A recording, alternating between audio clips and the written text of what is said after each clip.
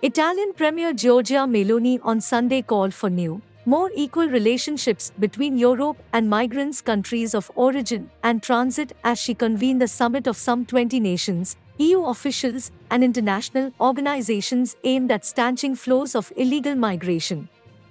The one-day conference is a Meloni initiative that aims to make Italy a leader in resolving issues impacting Mediterranean nations. Chief among them is migration, as Italy sustains hundreds of new arrivals daily on Europe's southern border, but also energy as Europe looks to Africa and the Middle East to permanently replace Russian supplies.